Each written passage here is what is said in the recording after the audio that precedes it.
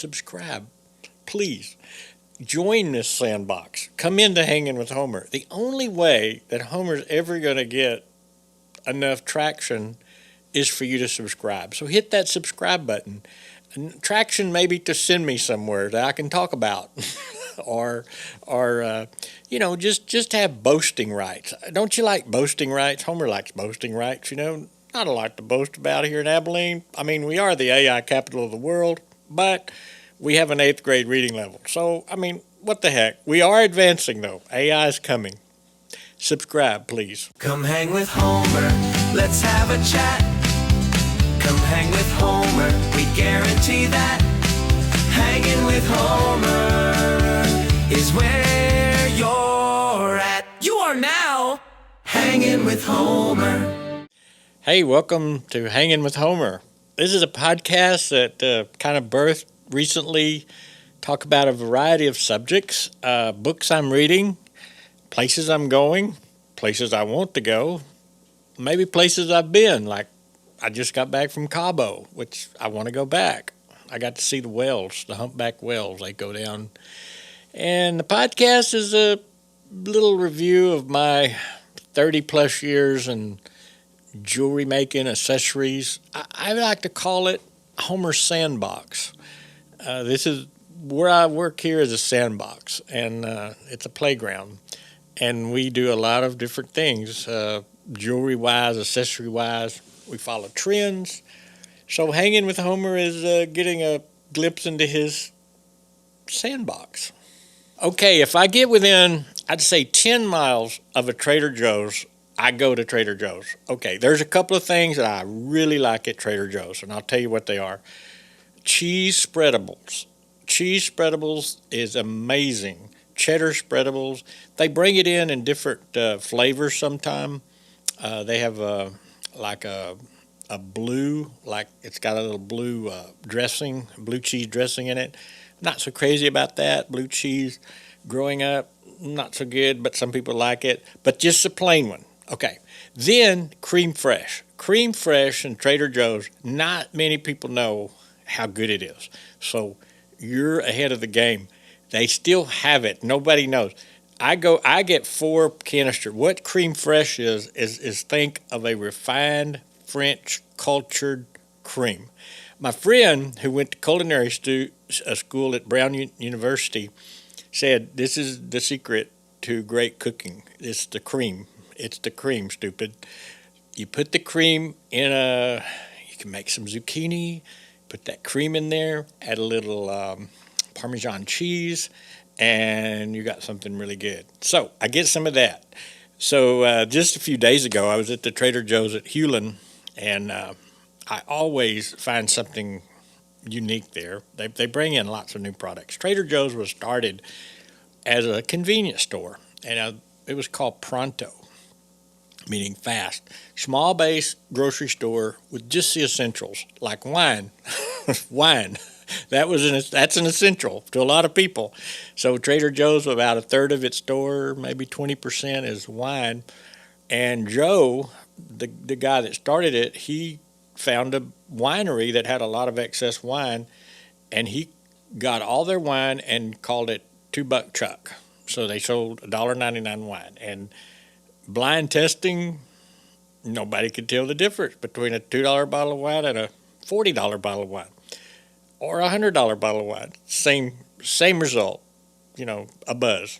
So it got to be a big thing. People come in there. But when I was in there on Friday, I went to look for their sardines, and they have sardines, and they have lots of canned meats, canned fish, and they have these smoked trout, which are really good. And there was only 2 left. The shelf was empty, and so the guy standing there doing restock, which they do. Trader Joe's has people restocking shelves all the time because the turns are so high. So I said to him, you know why these sardines and smoked salmon and smoked trout are selling so well? He said, no. And I said, well, there's a diet, and it's a fast, and you do a 3-day sardine fast, and you go to YouTube and look up Dr. Boz, B-O-Z. I think her name is Bostic, but they call her Dr. Boz. she puts you on a 3-day fast if you sign up for her program. And lots of people come in to get on ketosis so they can start losing weight, the keto diet. And I said, you eat the sardines for 3 days, and by the third day you're in metabolic ketosis and you're utilizing your own body fat. And at the fourth day you start to identify as an otter. And he kind of liked that. He laughed. So I told the girl at the checkout, I told her that joke, and she thought that was just the funniest thing. And I said, yeah, I said, otters. I don't see a lot of otters in Texas and Abilene, but when I go fishing with my friend out in Oregon on the Schlitz River, we see a lot of otters, and he doesn't like otters very well. They're very competitive for fish. So if you get a fish online, you might have an otter try to intercept the fish. Natural. They like fish. We like fish. But here's the thing about Trader Joe's. Trader Joe's is owned by Aldi's, so they're from Germany. High quality products, cult following, and you can eat out of their store. Literally eat out of their store. If you live near one, of course I couldn't because of 130 miles. It'd be kind of hard to run over there and get something. But a lot of people live within the area. They go in and get something and fast takeout and back at home. They have lots of things you can prep meals and stuff like that. So I'm sure everybody on this podcast is highly intelligent, and you've already heard of Trader Joe's. But again, cream fresh. Oh, and they've just added these little baby zucchinis, little bitty zucchinis. I've never seen them anywhere. Normal zucchinis about the size of a cucumber. These are little bitty fingerling zucchinis. Oh man, they're just so cool. They're tender, nice, kind of veal for zucchini. I buy a pack every time. Aldi's great. Aldi's again is a small format store. Okay, who really wants to walk around these big giant stores all day to get one thing, right? I can go in and out of Aldi's. We have one here in town. I can go in and out of there about 20 minutes, maybe less. It's got every essential thing that I need. There are some things I do need to go to a bigger store occasionally, but Aldi's has everything. They have an excellent selection of cheese. They bring in lots of European cheese. They bring in incredible cheese value there. You can compare prices. I think it's been pretty much, proven. Aldi's is about a 30% savings on most food items, I believe. I used to follow a king of cheap guy named Clark Howard. He used to be on talk radio. I think now he's on the internet. You can follow Clark or go look for him. He's out of Atlanta, and Clark is a maven. A maven is somebody that finds a good deal. He wants to go tell people. Well, Clark wants to tell everybody, so he started a talk radio show, and Clark is amazing. He told his listeners one day, Aldi's is hands down the best value for shopping. And, of course, there's Costco, there's all these other stores you can go to. Costco's and places like that is great, no doubt about it, but you're going to buy extra. You're going to buy a lot. Sometimes you're not going to need that much. Aldi's is go in, get some stuff. Portions are, manageable, about a week's supply. And I think now as people are looking to extend their budgets, I think Aldi's would be a great place to frequent. So Olympics, that's the big thing right now. And, yeah, it's kind of cool to wake up every now and then and people are just laid down their political weapons and they're just looking at sports. And sports is an equalizer in a lot of ways because you're just looking at basically people with talent, playing people with talent, and, there's scoring. They've got scoring. I've always really wondered in some of the skating and all that stuff, how do you score those matches? Well, there's a whole science behind it. And I'm sure AI's got a scoring app now. You can feed the skating figures into there, and you can get a score out. But that's one of the controversial things in the Olympics is scoring. Sometimes that should have been a 9. No, that should have been a 10. And no, you get some chatter and you get some people. But today actually we're recording this on the 21st of February, 22nd of February. Well, this morning, my friend, we drank coffee. And he's watching the I had my back to the TV, but he's really into the Olympics. And if you find somebody really into the Olympics, they got to get to a TV. So Paul, he just had knee surgery, but he's doing real good. And he's sitting over there. He's not looking at me. I'm talking like I'm doing now. And I wonder if really he's listening, because he's looking at the screen, and all of a sudden he jumps up. Nothing that I said. But the United States won the gold in hockey and beat Canada. And it's like, whoa. So I said, this is amazing. Canada, when you think of hockey, you think of Canada. We're way down the list in hockey, nations in the world. We got football, we got basketball, little soccer, not a lot of soccer, but hockey, like, whoa, this is big. One of the winning players, they showed him, and he had a lot of his teeth knocked out. And I think he's going to really need to have some major dental reconstruction. And I got to thinking, how many hockey players have a dental team on staff? Or how many hockey teams have a dental team on staff? Because this is obviously a very contact sport. And I've always used hockey kind of as a metaphor in life about where you're going to go. And basically, a lot of people use it as a strategy thing where follow the puck. Follow the puck. You go where the puck goes. Every hockey player, just follow that puck. When I played baseball way back, Little League, keep your eye on the ball. That's the number one thing. Coach said it thousands of times. You got to keep your eye on the ball. Well, if you're in hockey, you got to keep your eye on the puck. And that other guy coming at you with that stick. And, he's slinging the stick so it can hit your head. Now, they do have a lot of protective covering, protective gear on the hockey players, which is good. But they fall down a lot. Somebody said, in some we had a little hockey team here one day and says, a couple of people got in a fight downtown that turned into a hockey match. There seems to be, lots of contact sport there. But, I mean, who would have thought that the United States would have prevailed? And first gold medal in hockey since 1980. That's pretty big. So expect all the cereals. I mean, what do we have now? Wheaties? I mean, does anybody still have Wheaties? Be on the cover of Wheaties. That hockey player, Mary Lou Retna, man, when she won the gold in gymnastics, right? Gymnastics. Her picture was on the Wheaties. The endorsements will come in the next few weeks. And ideally, hockey will probably see a surge in viewership, and youth hockey is going to take off. Kids are watching it right now, and they're going to say, hey, I'm going to go try. Yeah. I know here in Abilene we have roller hockey. Abilene hockey is a roller hockey. And, maybe someone will bring back ice hockey. Dallas, they have plenty of rinks where there's, youth leagues everywhere. So it's gonna increase the hockey world. Yeah.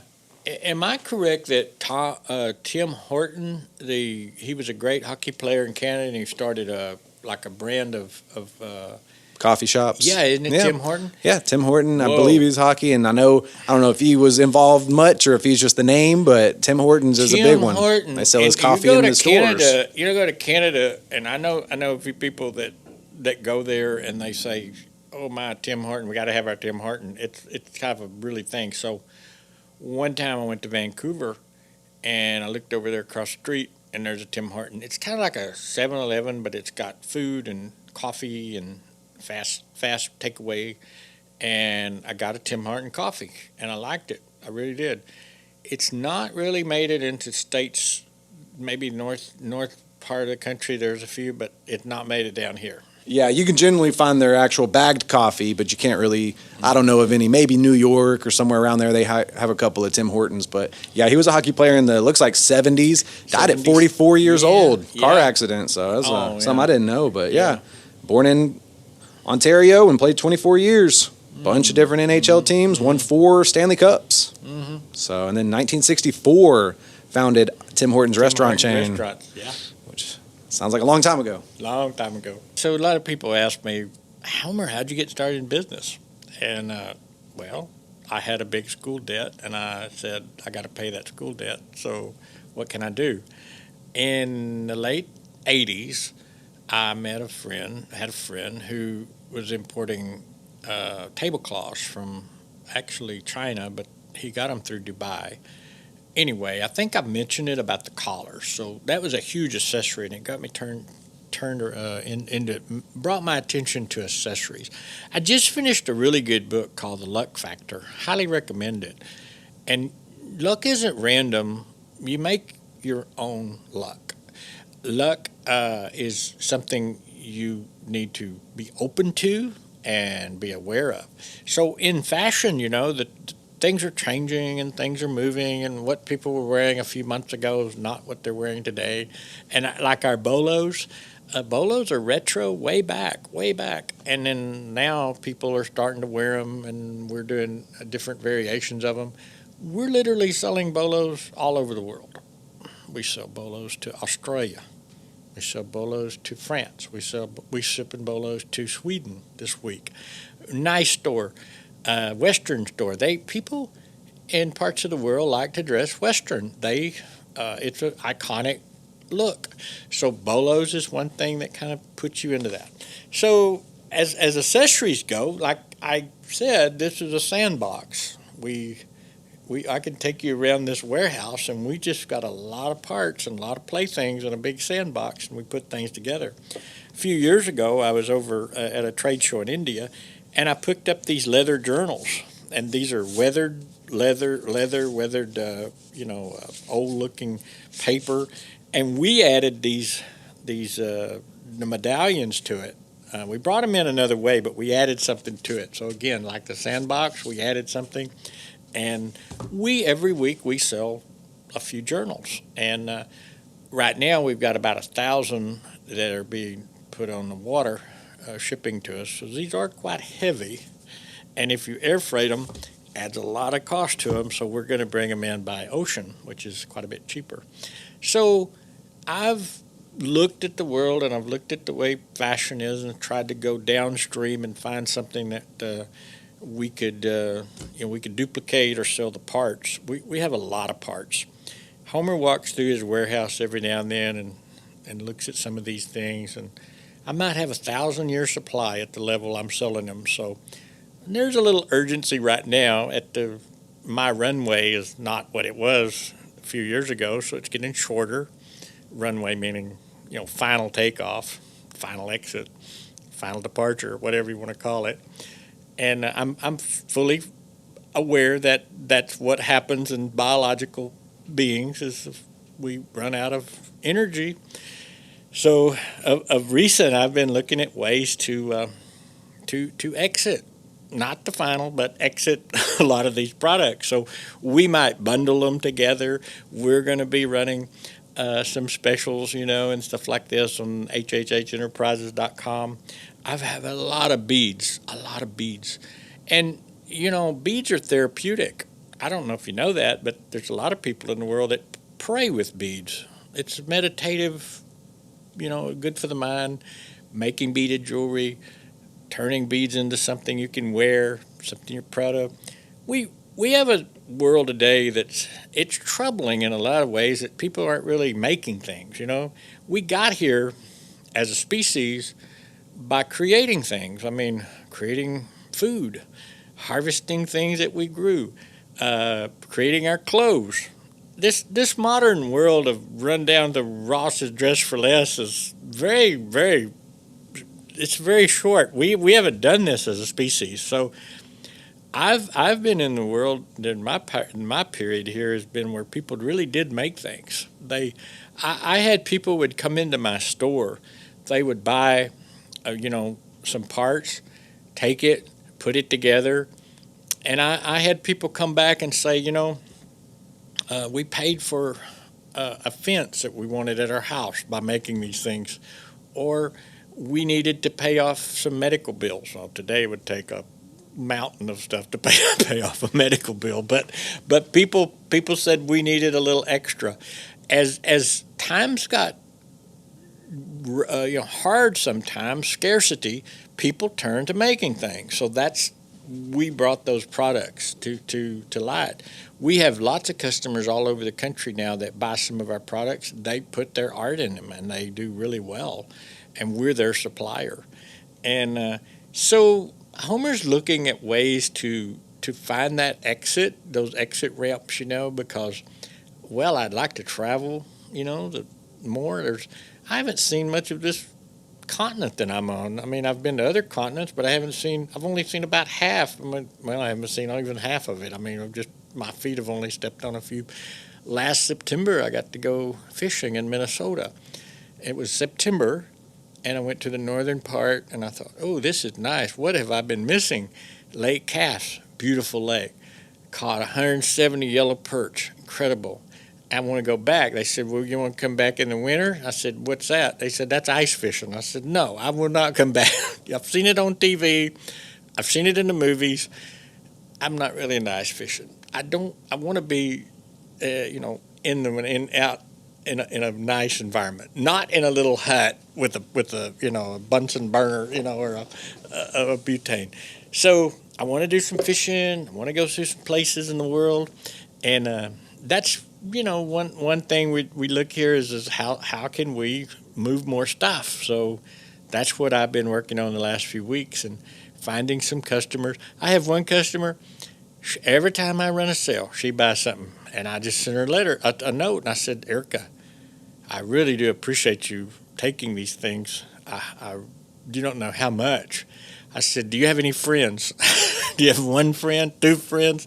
And she said, here's some things you might try. He said, there's people out there like me, and we can bundle some things and put things in different packaging, and that's kind of what we wake up to do every day. What's something you would tell someone who's trying to start their own business and wants to be in business for 30 years like you've been? Well, if you're looking at business today, that's a totally different situation than I was 30, 40 years ago. Like I said, you need to be connected to a network and social. You need to have a following. You need to test a lot of things. You need to have some people. The old store format of opening a store, and it's hard. It's real hard. Unless you're in a tourist area, you can do that. But today, what I believe you found some things you could repurpose that other people have a lot of. For example, some people go to vintage shops. Some people buy vintage clothing and turn it into something else. Plenty of stock. You don't have to bet the farm. You don't have to buy container loads from China. We as small business owners today are facing a whole lot of competition in the sense of somebody else has more data than I've got. Okay, when somebody's looking for something now, it's opening up the world to, hey, there's somebody looking. There's other people in my territory. So you've got to really find a niche, and art and things like that are always unique and one of a kind things. So here's something that happened a few years ago. There's an association called the Society of American Mosaic Artists, SAMA, and they had their annual convention in Houston. And I went there about 15 years ago. It was at the Hyatt, downtown Houston. And I had a booth, and I took a lot of my parts. Mosaic artists loved Homer's parts. Why? Well, they're looking for unique objects to put into their mosaic features, and they do beautiful work. They had a huge dinner that night. They auctioned off. Then, get this, the mosaic artists all got together and built in a park in Houston a big mosaic feature and donated it to the city. Okay, thought that was so cool. So I have amazing amount of odd lot stuff that would make incredible mosaics, that you could make and you could bury, and somebody's going to dig those up. I think about this sometime. What will they think when they dig up Homer's products and, all this stuff? Well, if it's in the mosaics, they would say, "Whoa, this is Roman era." This is like Roman, because you go to Rome, they were big into mosaics. If you go to Cologne, Germany, Cologne is a Roman outpost in Germany. They have huge mosaics still there, So I think you find that art, that little thing that you're really good at, and make it and put it out there. Do the little art in a park. Like my friend up in Minnesota, he makes beautiful. The skunk on the wall. I don't know, back behind me, that's his. Yeah, Carl, and he puts those on little.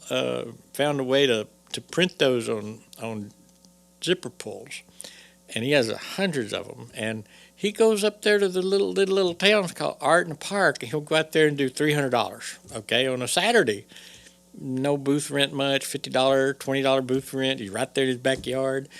Now you don't do that in February in Minnesota. It's like -5 degrees. But as people start getting it, spring comes, people want to get out. There's all kinds of little art shows and things like that.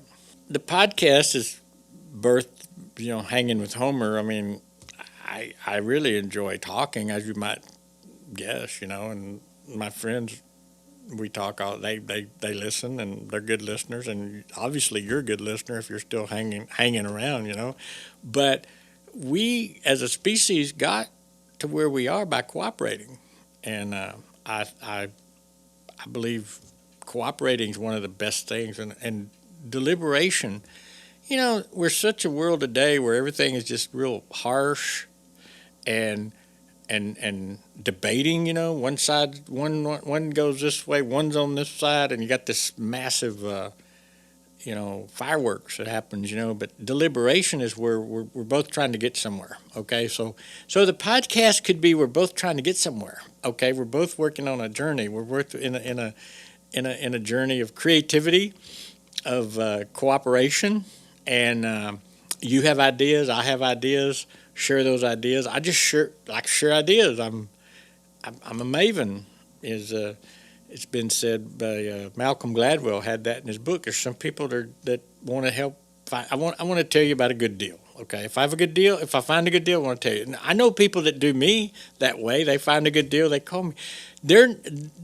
I get 15 bots a week telling me what a good deal they found for me, but something tells me that they're really not looking out for my best interest. How do they? I've been approved every day. I've been approved by some new thing, something.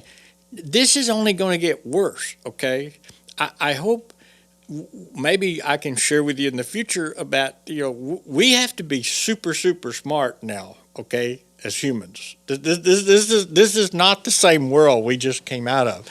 There's intelligence for the first time hit in this world that's smarter than we are. Or, for example, chess. Okay, the best chess players in the world are getting beat by a machine. That's chess. And you say, "Well, I don't play chess." I said, "That's right. You don't play chess. That's true. But you play other things, and those machines are going to come after you. If you're connected to any network, and you don't have a foil hat on." You're disconnected from, you're going to be very, very susceptible to some kind of a bot, maybe 1,000 bots. I was at IKEA the other day. Now, there's another store, IKEA. Everything's in a foreign language. Everything at IKEA is in a foreign language. But I don't mind. If I look at a chair and I say, "That's a chair," and they call it a og or an osh or whatever the name is, I accept it.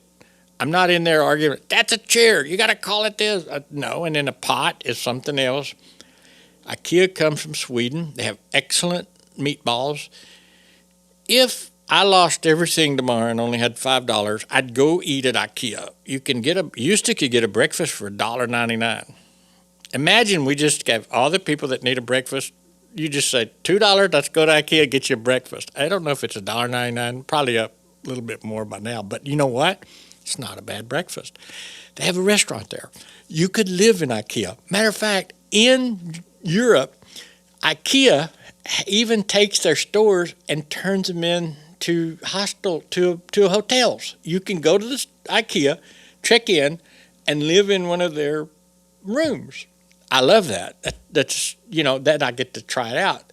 The bed, the kitchen, the whatever. But I told this lady, I said, I feel bad for you guys. Why? I said, the bots are going to kill y'all. The bots are going to hurt IKEA. I said, how? I said, imagine 1 billion bots walking into these stores asking, how do you put this together?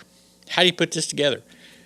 The idea is humans are going to be overrun, like I am some days, with some people that I don't know if they're people. They order and then they cancel. They order and then they cancel. I mean, I can get an order and then in 2 minutes they cancel. They said, I placed this accidentally. Did you place that order accidentally, or are you a machine that's trying to drive me insane? Which you can do. 1,000 bots attacking me. There's these the security people in computers get these what do they call them? They're just like a bunch of things come into your IP address and just blow it up. Domain name, what's the word? It's a thing in security. You got to have a system to block these things, or they'll just take you down. I feel like the future with this AI stuff, there's some nefarious people going to get a hold of it, and they're going to just drive us to doing lots of things that are worthless that we don't need to do. I mean, I know watching cat AI videos is entertaining. God, I love the ones with the claws, where they got all the live cats and they pull them out. Those aren't real cats. You understand? Those are generated. But can we all be so distracted from real life to just watch AI cat videos, and then there's something maybe really, really important, like there's something on your stove that's burning, but you're encapsulated. Humans, the attention span of a human is low, very low. And it's, as I've gotten the last few years of my life, I've seen it shrink and shrink and shrink and shrink. People just you can't hold people's attention very long. A song is about a 3-minute song and you can hold people's attention. But what do I want this podcast to do? Well, I hope it brings a little bit of warning maybe and some encouragement to you to still remain all human, 100%. You have intelligence. You don't need to give your intelligence over to a box on a table. Like a Siri. Now, a Siri's nice. I talk to Siri. Siri does things for me, but I'm not going to regulate my life to Siri. And I think a lot of people are pretty much outsource their life to some other thing, okay? And it's going to get worse. It's going to get harder and harder not to want to do that. So, driverless cars, I'm with you. I like that idea. But still, you need to know how the car works and what to do in the case of a actual, emergency, Hey, I want to thank you for hanging in with Homer. I know it's not easy. This is, I maybe ramble a little bit. My friends pick up their phones and do something else. I understand that. One of my friends the other day, he picked up his phone and started doing something and says, look, I'm giving you everything I've got. I am giving you everything I've got right now. Could you just give me a little bit of your attention? I think I have something pertinent to say. So, if you came across this podcast and you like or you hung with me, hit the subscribe button, and we'll be bringing some more things back to this podcast. We're going to bring some guests in here, and I want to thank you for hanging with Homer. Hanging with Homer.